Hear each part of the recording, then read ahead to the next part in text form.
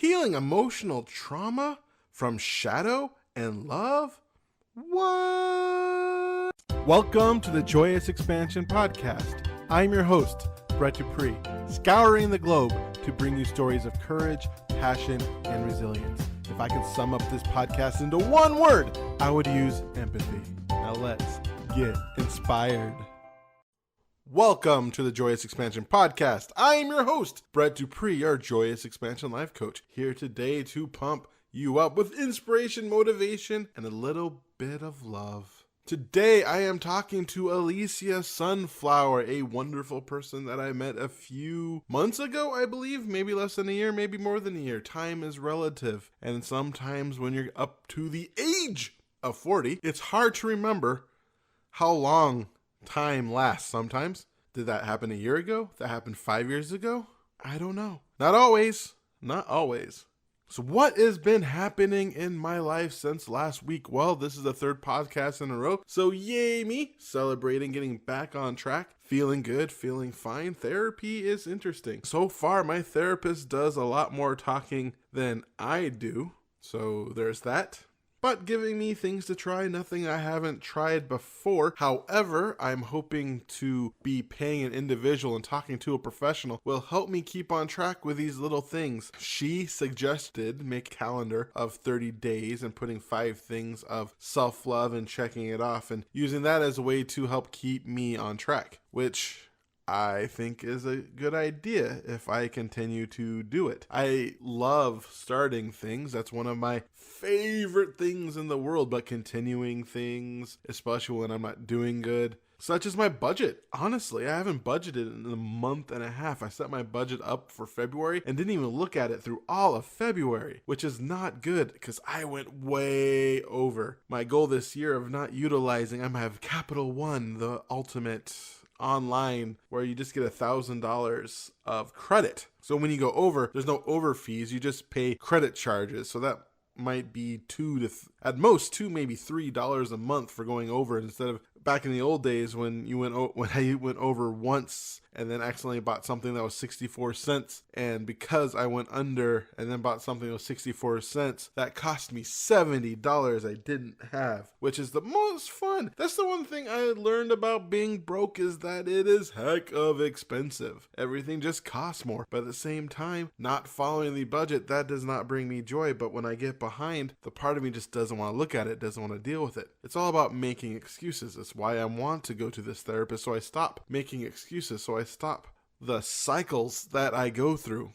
Looking at myself and being honest, having, like last week, a therapy of my troubles, but not only that, to really look at my shadows and push forward. For instance, last week I ate like a madman. Ooh, so many cookies, because I do love the cookies, but at the same time, I am pushing above 400 pounds, which is, in my humble opinion, too much. My ankles don't feel that great. My feet hurt sometimes. My back aches if I walk too long. What fun is that? But at the same time, it's hard to get restarted, and that's what I'm in that process of doing. Even though so far this week I have been okay. Today I did eat a little bit too much cheese and hot wings, but that is within my lower carb diet that I'm on. Well, lifestyle, I should say, because that's just the way that eats that feels healthiest to me. I mean, when I give up carbs, I'm not giving up broccoli and fruit and lettuce or spinach. I'm giving up pasta, rice, cookies, ice cream, and random sugary things. So when I think of a low carb diet, it's pretty much my same diet just without junk food, because I love the meat. One thing I've been thinking of lately is excuses. What is keeping me from going for it? I've had this idea for years to put on a monthly, hopefully turn bi-weekly, hopefully would turn weekly workshop type thing where I would gather people around on Wednesday, help people get over the hump by imagining living their dreams and spending 1 week of a hot beef injection. That is a Simpsons reference that popped in my head. But basically an injection of joy into their dreams, because when you focus on your dreams and your emotions are aligned, you can move mountains, because yes, When you think of what you want to do and you feel good, you're more likely to do it. It's procrastination. And the procrastination happens because you feel pain. When you think about it, you feel pain. And you don't want to do things that make you feel pain. But however, as I learned in the workshop that Andy Dooley, one of my buddies, put on Saturday that I was a volunteer of, it is actually the thought of procrastination is much worse than actual procrastination. When you are doing the action you're procrastinating in, you do not feel the pain that you have when you think of it. One thing I want to focus on is that pain. Mostly how that pain is an illusion. It's a thought in my mind, and it's not real. If I just did it, the pain of doing it is less than the pain of thinking about doing it. So just do it. Just do it. Yeah, the workshop gave me two main points that I've been thinking of. One is the procrastination and thinking of pain. And that felt very accurate. There's not one time in my life where I can really think of where I didn't think, where I kept on putting things off. And then when I actually did it, it didn't hurt. For instance, if you've been following my podcast, my taxes. I couldn't afford my taxes a few months ago, but I just didn't want to deal with it. But it just felt painful and painful and painful. And I lived with that pain for like 5 months when I really only need to live with it for 3. I could have afforded it in 3 if I would just paid it and just figured it out. Or I could have done my taxes, see how much they were, and then worried about it and saved money and paid it instead of putting it off in my mind because I didn't want to deal with that pain. It's the same thing with my finances. When I notice I am spending too much money, I don't want to look at my bank account because I feel pain. But when I looked at it today and I saw the negative, I'm like, oh man, that sucks. But at the same time, it's nice to know. Knowledge is less pain. Awareness is less pain. Awareness decreases pain. I mean, it's like when you think the person that you're dating is going to break up with you and you have that conversation. It hurts when that happens, but the thought of it happening hurts more. Maybe that's not the best analogy. Yeah, that wasn't the best analogy and not has anything to do with my current girlfriend. We're still in love and everything's awesome. I was just thinking of the past where you feel like you see it coming or you're worried about it, and then when it happens, it hurts, but then you can get over it. It's the thoughts in our minds that cause pain, that cause misery. So looking at my life, where do I cause myself misery? Where do I cause myself self-harm? And it's always when I don't deal with an issue. I am an avoider. I make excuses. Like when I talk about this workshop, I think of all the reasons I can't do it, the pain. And when I think of, for instance, the Lightworker Toastmasters, I joined a club that Andy Dooley put on, Manifestation in 15 Minutes, I think it was called, something along those lines, Smart Manifester. And it got me to work on something 15 minutes a day. Through rain or shine, just work on it 15 minutes a day. And that took the pain away, just doing it. And that made the Lightworker Toastmasters all the painful things, such as finding a venue, such as asking people, such as creating Facebook ads, such as sending messages to anyone I know who could be interested. And the thing is the workshop is the same thing. Right now, I am worried that I can't find a space. I don't know where to put it. Right now, I'm worried that I am over 400 pounds. Will people judge me for my weight? Will people not pay attention to me? Will things just not work out because of my weight? And will I have the energy that I want to do it? Or what if I do it and nobody shows up? The pain of putting on a presentation and no one shows up, putting on an event and I am the only person in the room. The pain. The pain. But thinking about it, what hurts more is the thought. If I were to put on an event, spend $50 to $100 for the room for a couple hours, and nobody shows up, that would suck. But the thought of but at least I tried. At least I have an idea of what went wrong. Look at the marketing. At least I move forward. And it's about pushing forward and being consistent. That is what I'm learning about my life. And that's what I'm learning that is most important. And that is why I am making a commitment once again to be consistent with this podcast. And in 3 months or 6 months, I might be off again. That happens. But then to make that commitment, but make it shorter. Don't go 3 or 4 months off. Try the best 2 weeks off. I don't have an interview for next week, mostly because I have a busy weekend. But to think about it, to truly think about it. Make this commitment to myself once I get this podcast going, finding the next thing to do to grow myself so that I too can become the person I want to be. It'll be easier also after June because I'm no longer a district officer. That takes a decent amount of my time. I mean, not a super a lot, but it is time consuming. It will take an afternoon, which I don't have very many anymore now that I give up my Tuesdays and Thursday nights to Toastmasters. Actually, I am considering leaving the Kirkland Eclectics for a while so that I can have only one night a week for Toastmasters. It would make me sad, though. I love that club. Speaking of love, today I had an interview with Alicia Sunflower, a person full of love. I met Alicia at one of her moon groups. I like going to random events. I think it is because a friend of a friend, one of our mutual friends said they're interested, and so I went. And I felt an instant kinship to her. There's just something about her that made me say, yeah, I want to get to know this person. Something about this person is special. So I'm happy to share my interview with Alicia Sunflower. Alicia Sunflower is a licensed mental health counselor, medicine woman, integrative heart healer, singer, poet, host of Cultural Magic with a K podcast, Cultural Magic Podcast, Magic with a K, and founder and facilitator of Seattle Moon Group.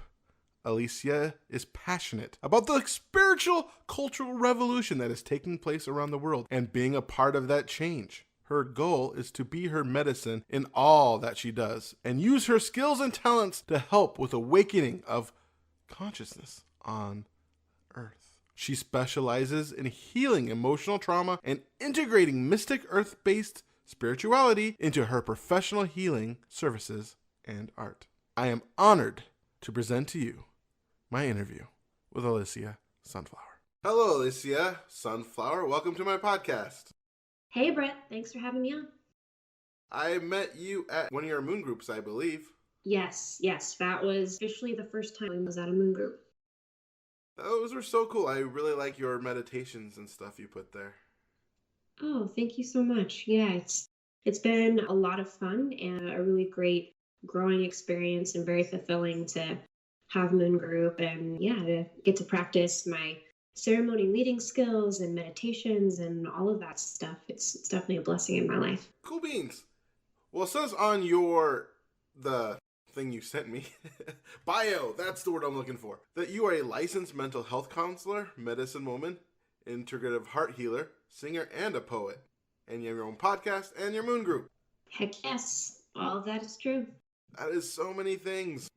Yeah, I've always been a person who feels called to a lot of different stuff. There's a lot of different passions that I have and a lot of different forms of creativity and service I feel called to. And so I've just come to the point in my life where I'm allowing myself to do it. That is so cool. You say you come to the point in your life where you allowed yourself to go for your dreams. So you're saying there was a time where you were apprehensive to do the things that you're doing now?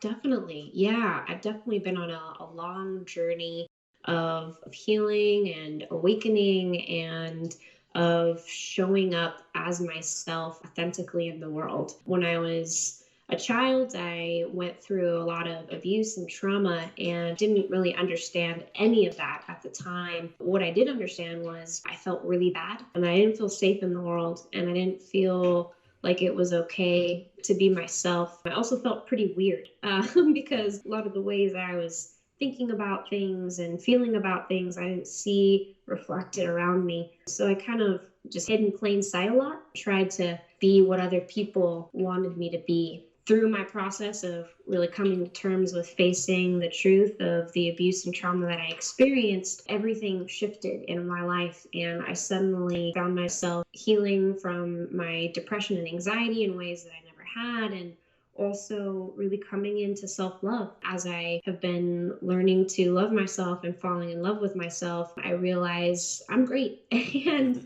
I really like me and I like the different parts of who I am, and that it's okay for me to really be myself out there in the world and allow myself to offer what it is I have and shine in the ways that feel right to me.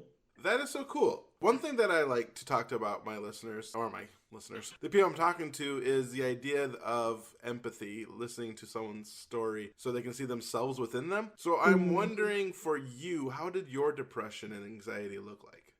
I think I was definitely one of those people where it maybe wasn't super obvious, like nowadays there's memes going around and like this is depression too, and kind of this recognition that people will wear masks. And so for around a lot of people, I wore masks and just tried to appear in pleasant and pleasing ways for them. But meanwhile, inside of my head, I was horrible to myself. A lot of self-loathing and self-hatred, which would come out in all kinds of critical and demeaning judgments, and just like constant worries about myself, and was I showing up okay for other people, and was I going to be alone? I've had a big fear of abandonment in my life, as it's something that I've experienced. Spending a lot of time by myself, just being really sad, kind of falling down in those spirals of thoughts and feeling anxious about being around other people, and really just keeping all of this under wraps, not really showing it to very many people at all.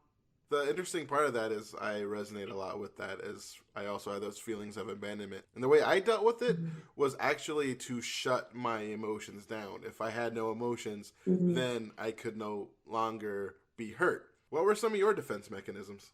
There's definitely some emotional shutdown.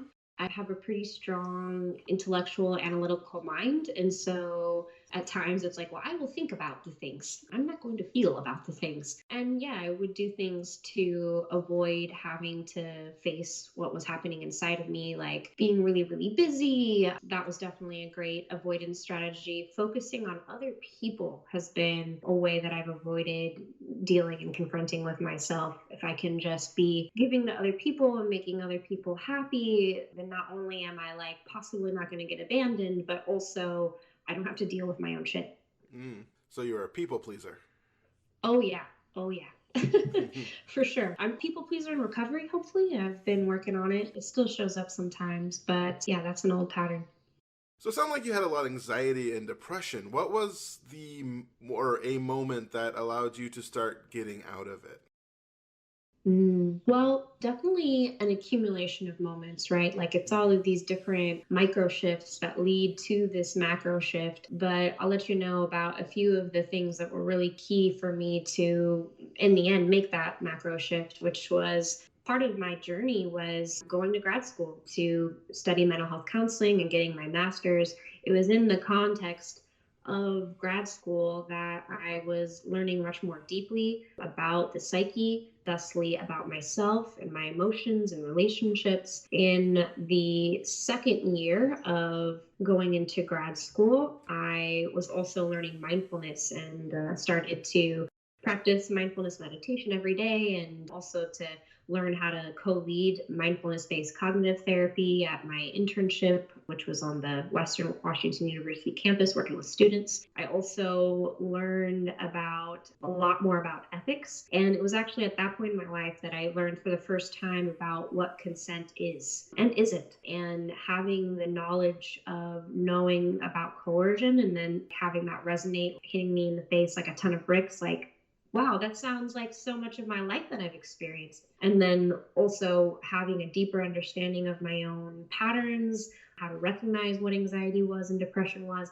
And then really key was that mindful piece, learning how to be present in my body, right? Not avoiding it, not running away from it, not drowning it out with busy things or TV or other people, but like actually feeling my body and being present in it. And it was in being present in my body and experiencing my body's truth and how it speaks to me that I was able then to remember through the felt experience of my body the truth of how I had been resisting the abuse that had been happening to me for a long time and was still happening to me at that point, and how that had been that truth for me since I was 14 years old. And at that point, I knew without a shadow of a doubt that I could trust myself and that I wasn't crazy. And with that, I really stepped into my power. The person who was abusing me, who had been a long-term family friend, I got that person out of my life. I ended up then going to counseling and having my first counselor a few months later and started talking to people about it. And like just everything just kind of waterfall changed after that. Wow, that is powerful. What got you into wanting to go to graduate school for mental health? A few different things, I guess. For one, I've always been a person who is very interested in people and how people work and why they do what they do. In my undergraduate program, I studied psychology and sociology. I did a double major in that, and I was really fascinated about understanding people from both the micro and the macro perspective and kind of understanding a greater synthesis of what it is to be human. I got onto that track both through this natural curiosity that I had and this kind of just natural ability to read people and understand people. I'm very empathic and intuitive, and so that's always come very naturally to me. But actually, when I started my undergraduate career, I guess, degree, I was anticipating going much more into the arts and going into interior design. And earlier in life, before that, I wanted to be an actress and a singer. You know, kind of as you saw in my bio, I feel really called to a lot of different kinds of art. Along the way, I was told not to do that it's not a good idea to pursue those things. You need something more practical. So I kind of put my dreams aside about acting and singing and creating. I was like, well, okay, what else can I do?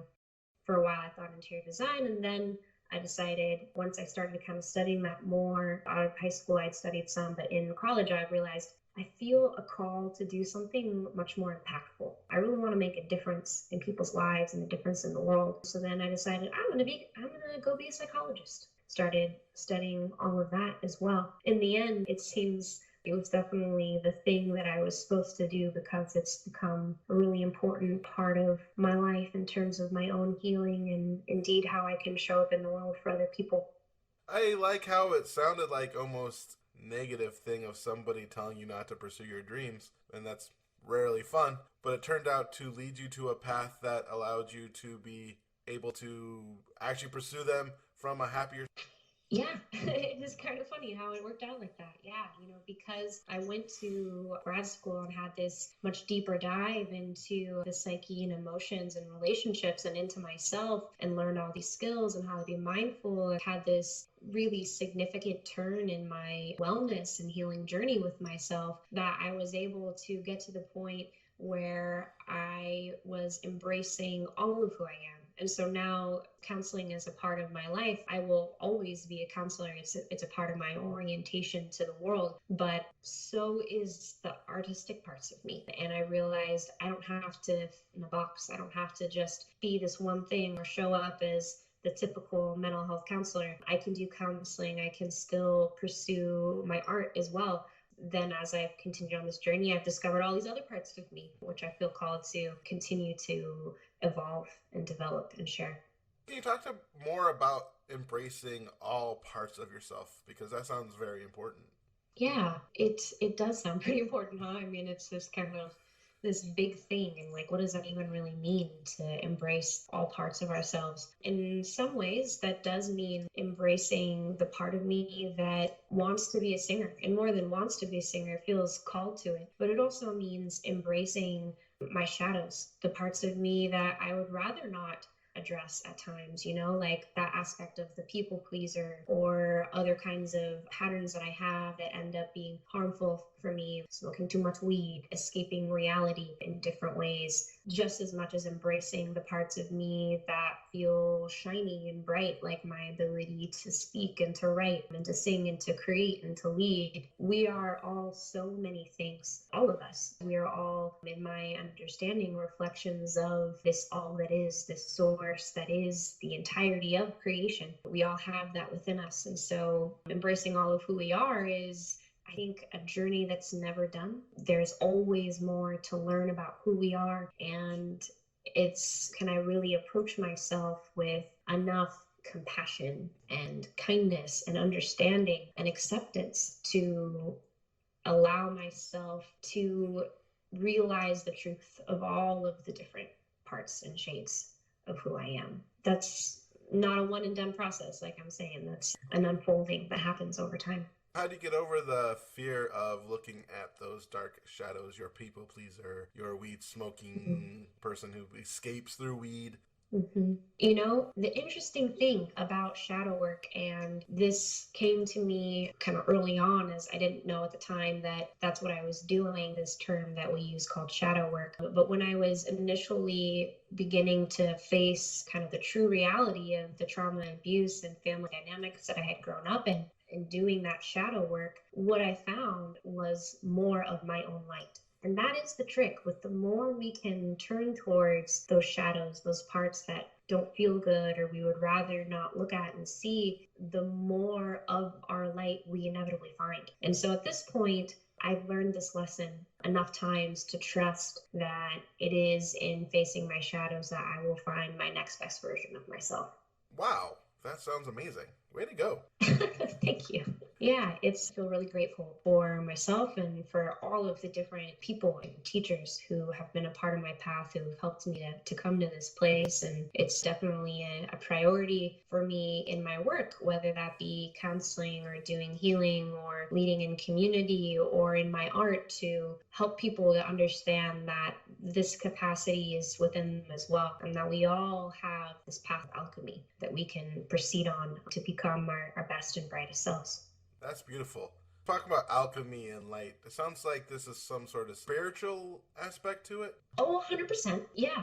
That was kind of interestingly for me an unexpected part of my journey. Both my parents are hard scientists. My mom's a biochemist and my dad's a microbiologist. And I ask about the world to them growing up, and I get scientific answers. You know, I was 5 years old. I asked where babies come from. My mom was like, well, you know, man has a penis and semen, and a woman has a vagina and eggs. And, you know, I got the very literal explanation. So we didn't have religion or spirituality or faith growing up, but I always had this curiosity about the world and trying to understand, you know, what is all of this? Why is all of this happening? What does any of this mean? What happens when we die?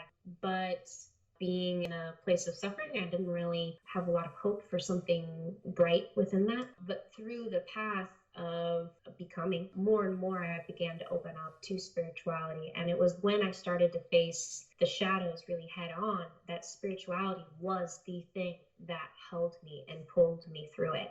Specifically at that time, Buddhist ways of thinking, Tibetan Buddhism, Buddhist psychology became really fundamental and paramount to me. And since then, it's expanded into all these other things. And the kind of light that I found, the bright and shiny best version of myself that I found, has been through this spiritual lens. The primary way that I view reality now is that everything is spirit. Like as I was talking about this, all it is. And so, yeah, it's all of it. So this is part of that spiritual cultural revolution that you're so passionate about. Indeed. Yeah, indeed. You know, I really notice, like so many of us do, that there is this awakening happening on Earth. And what that really means, I think, in simplistic terms, is this realization that life is more than we have been taught it is in Western culture, and that people are coming home to their hearts, which is a very profound and important spiritual center within each of us, through which we can know the truth of God, of the universe, of love, of the all it is, of awareness, you know, whatever kind of word source you might use. And this spiritual cultural revolution, as I see it, is this awakening that's happening on Earth. And we are thusly deciding to shift the way that we have all been living together, to create a culture that is one based in harmony and love and truth, and this kind of truer expression of this all that connects us within its lighter aspect. You seem to do a really good job of surrounding yourself with people like that with your moon group. You know, for a lot of my life, I didn't really feel like anybody else understood me. And so I just wasn't sharing myself. Like I didn't see people reflecting back to me the kinds of thoughts and feelings that I was having inside, wondering about the world and trying to understand it all and make sense of it. And part of my journey was coming to Seattle and finally getting connected to community. And one of the ways that I did that was through starting Moon Group, and just felt a very strong call within me to do it, to hold a space for people to come together to share in spiritual vibration. We all have our own perspectives and what that is, but my perspective is that that's a beautiful manifestation of spirit, and that it's through the diverse ways that we all see and feel this reality that we can come to the greater truths. It's a newer part of my life, honestly, having so many beautiful people and souls around me who get it, who I feel like not only can I be myself with them, but they see me and they appreciate me, and that's incredibly meaningful. Yeah, it's very powerful to surround yourself with people who understand you and get you and accept you for who you are. Yeah, for sure. I definitely think that my ability to kind of step out into the world and take risks of sharing myself and my different gifts and talents and my ideas is definitely supported by the communities that I have. That just makes that whole process much more manageable and doable when you have people around you who are like, yes, I see you. That's great. I agree. Keep going. You don't have to be your only cheerleader when you have community as well. So I'm sure there's a lot of people who are listening, if there are a lot of people listening, who also would love to create a moon group or do something like chasing their dreams. But I'm sure emotional trauma in their past has caused them to not be able to go forward. How would you define emotional trauma, and what do you do to help others to heal it? Yeah, emotional trauma is really going back down to this place of feeling unworthy of love based on just who we are. In the DSM, which is the Diagnostic Statistical Manual, and that's what we use in the psychology field to try to categorize and understand what kinds of emotional and mental issues, behavioral issues people are having. They talk about trauma as being this life-threatening experience. Emotional trauma, your physical body may not be being threatened at all, but your emotional self is indeed being threatened. That who you are, the exact way that you are, you need to shift and change in order to belong. Something's not okay about you being you. That is kind of the core and essence of emotional trauma, having some experiences or lessons in which we were taught either explicitly or implicitly that we are not allowed to be who we are and we are not going to be accepted and belong. And so in the end, I kind of don't know who hasn't experienced some amount of emotional trauma in their lives. I haven't met anyone yet who has never had any amount of emotional trauma. That doesn't mean it's all extremely huge and large, and some of us have a lot more and other kinds of trauma on top of it. But, even looking at our society, racism, genocide, institutionalized racism and oppression, these are things that are cultural, emotional traumas that we all share. How do you heal it? I think that one of the most important parts of healing it is feeling it, which I know we don't want to hear. I totally understand that because it's hard. It's really hard. But when we allow ourselves to feel our pain, we can actually then release it. When we can feel our pain and at the same time receive compassion and love, then we are having the antidote to that initial trauma that says you're not worthy of love the way that you are. Instead, being in this pain, now feeling this love and compassion, you can know that you are worthy, and to start to bring that into your heart, into your being, into your mind, into your life. So healing emotional trauma is really about self-love, honestly. It can, of course, be love and compassion from other people, and that's very important, but we need to love ourselves in the ways that we weren't loved by others when we experienced that emotional traumas. A lot of the work that I do with people is around that through a variety of different ways, be that doing processing within counseling, doing different things, heart-centered hypnotherapy or meditation, visualization, breath work, learning all different kinds of ways, movement, art, to be present and aware in our bodies so that we can feel what is true, and at the same time learning to love ourselves through all of that feeling. And that is really where the healing is. I love it. Healing from the heart, starting there, through love. Absolutely. Absolutely. It seems to be the ticket that I've found so far in my journey. What a powerful journey that you've had so far. You know what? It really has been. I just turned 31 this year. I'm really so incredibly grateful for the journey that I've been on. I feel like I've gotten to learn so much through the process of loss and suffering and grief and anxiety and depression, just as much as I've gotten to learn through this process of awakening and remembering and coming home to myself and to my body and to spirit and falling in love with myself. And here I am, 31. I'm like, how many more years do I get of this? Like, it just keeps getting better as I get older. And I'm excited to continue this process forward and see what else this journey has in store for me. Well, I know I am excited for you. And we are Thank you. also towards the end of our interview together. And one thing I love Mm. to ask my interviewees is to give a 1 minute of motivation. This could be a 1 minute if you had a time machine. You can go back to your 8-year-old self and you only have 1 minute to distill a message, or to distill your message to 1 minute. Anyway. I want to invite you to the possibility of living in a world where you can trust yourself, where you can feel confident in your ability to have your own back and to love yourself. And I want you to know that this isn't just a dream, that this is your possible, potential, very realistic reality. And that what it takes to get to this point is the realization that everything that you seek, everything that you long for is right inside of your heart. And the key to finding it is through walking through the walls that you have built around your heart, tearing those walls down. And those walls are things like sadness and fear, different judgments that we have against ourselves and others, and criticisms. When we can face these walls and begin to take them apart, suddenly we find this abundance of light and love, joy and creativity and truth shining from our own hearts. And it is in this place that we know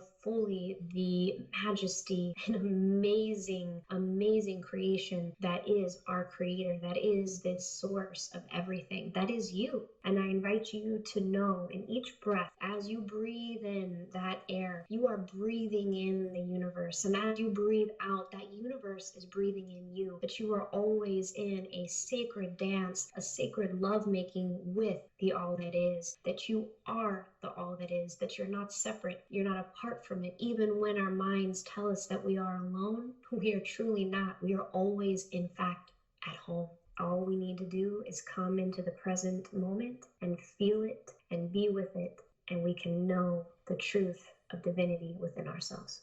Wow, that is powerful. I would like to thank you so much for being on my podcast. Listening to your story, I can relate so much, as I also have those fun feelings of abandonment as a child as well. But hearing your story and how you were able to go through it and push through it, especially through the shadow, because a lot of times when you listen to personal development people, they rarely talk about going through the shadow to come into the light. So thank you so much for sharing that aspect of yourself, plus that culture revolution, which sounds so juicy.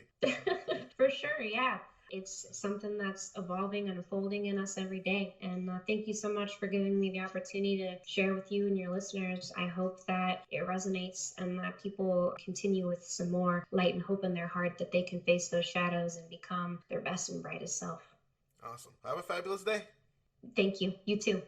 And that, my friend, my interview with Alicia Sunflower. You know what's funny? Every time I feel that kinship with somebody, that there's something about this person. I mean, of course they're special because they're light workers, people trying to make an amazing difference in their life. But then you notice, or I notice, that there is some shared trauma. It just reminds me of something I learned from warrior sage Satya and Raja, who would talk about our kinks. It's kind of like you're surrounded by armor or your aura. So you have an aura, and every time that you have trauma, your aura develops a kink, like some damage. And when you meet someone with similar kinks / damage in their aura, and you meet them, there's something about them that you like because they feel like you. In fact, that's what I truly believe infatuation is. Almost every time I fall in love with someone just instantly, it turns out they are almost damaged in the same way. Even the last crush I had a few years ago, I thought she was different until she wrote a gigantic Facebook post. I was like, wow, I really just follow through the same patterns over and over again. That's why I don't trust that instant love thing, because that's just, at least for me, it's my kinks. My trauma, noticing someone else's trauma. I love the way Alicia talked about shadow work and embracing all of yourself. That's something that I know I need to work on, especially myself that weighs over 400 pounds. I don't like admitting that. The self that likes to go broke and overcharge my account and run up credit card debt. I don't like talking about that, but just embracing those aspects of myself, loving them, and realizing that there's stuff to work through, and to work through the darkness to get into the light is important, because anytime you deny a part of yourself, you are shutting yourself off from the growth that would happen when you deal with it. And it's really that simple. You just got to deal with it. Another thing that I love that she talked about was, of course, love. I do truly believe that love is very important for growth and to improve our lives. And when you meet Alicia, if you ever get the honor to do so, you could feel that love, especially when you listen to her music and her poetry. We're Facebook friends, so that's, and on Instagram. You should follow her, look for her. She will post her songs, and she has a lovely voice and very enjoyable. Where was I? Yeah, but you could hear and feel that love from her. She has such an amazing heart. And people like that who share their heart with us is special. And when you can work on yourself, when you do work on yourself and let your heart shine, you can touch people and affect their lives. So I suggest you listen to Alicia Sunflower and check her out. Alicia works with clients one-on-one and in groups in Seattle and Vashon, Washington. Check out more about her services at www.aliciagleason.com. That is ALICIAGLEASON.com. You can find her poetry, songs, and writings on her journal there, or her Instagram at the Alicia Sunflower, and YouTube at Alicia Sunflower. Be sure to check out her podcast, Cultural Magic, as well, for interviews and discussions on spiritual cultural re-evolution. That's also on SoundCloud. Thank you so much for listening to my podcast today. I am your host, Brett Dupree, champion of authentic joy, joyous expansion, life coach, catalyst of transformation, and generally nice guy.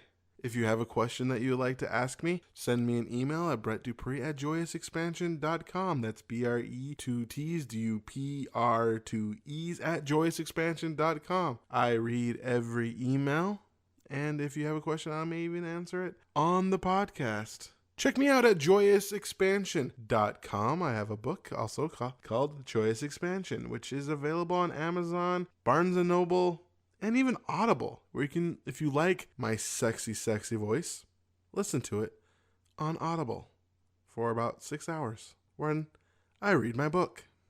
You can find more episodes of the Joyous Expansion podcast at pod.joyousexpansion.com, as well as wherever podcasts are found. If you enjoy this podcast, share it with someone. That helps so much. As well as leave a like or a comment or subscribe or whatever that podcast thingamajigger does. This has been a wonderful day. I love you so much. Thank you so much for listening. And once again, I remind you to be love, to be joy, to be awesome. Now play my jingle. JoyousExpansion.com. JoyousExpansion.com. Come and say hello to Brett Dupree. He is an inspirational life coach. Good for you and good for me. He turned my life from grey to blue. I'm sure he'll do the same for you. Get in touch and you'll see your life will change dramatically.